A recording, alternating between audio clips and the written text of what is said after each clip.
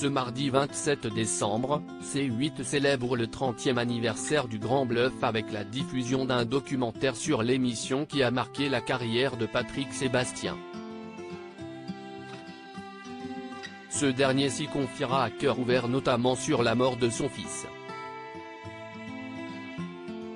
Patrick Sébastien n'a pas eu que des épreuves au cours de sa carrière à la télé. Dans la vie, l'ancien animateur de France 2 a également dû affronter le pire. Le 15 juillet 1990, sa vie a basculé quand il a perdu son fils Sébastien dans un accident de moto. À l'époque, ce dernier n'avait que 19 ans et allait devenir père.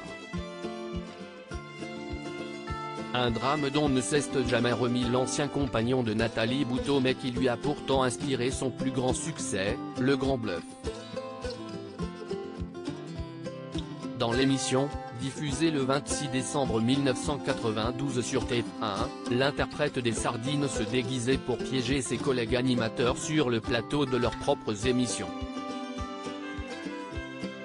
Michel Drucker, Jean-Pierre Foucault ou encore Philippe Risoli, tous ont été victimes du canular de leur camarade qui a eu cette étonnante idée quelques mois plus tôt.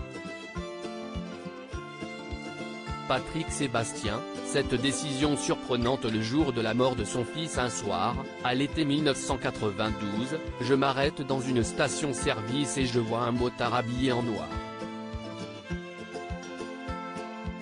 Il ôte son casque, il porte la barbe et dans ma tête je me dis, enlève-la, je t'ai reconnu.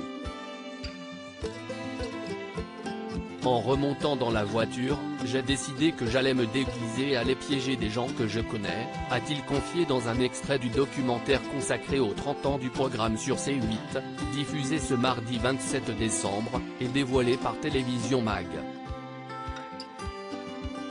La genèse du Grand Bluff a donc été inspirée par son défunt fils auquel il pense chaque jour comme il l'avait confié à 7 à 8. Le jour de la mort de son fils, Patrick Sébastien a d'ailleurs bien eu du mal à réaliser le malheur qui le frappait. Il a même pris une décision qui illustre tout son chagrin. Je n'ai pas voulu reconnaître le corps à la morgue. Dans mon subconscient, j'ai toujours cette idée que ce n'était pas lui, a-t-il révélé dans le programme de C8. Une façon pour lui de se protéger et de ne pas se confronter à la triste réalité.